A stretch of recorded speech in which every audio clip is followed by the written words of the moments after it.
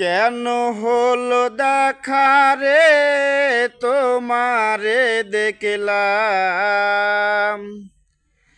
যারে আমি একেবারে হারাইলাম এই জীবনে, যারে আমি একেবারে হারাইলাম।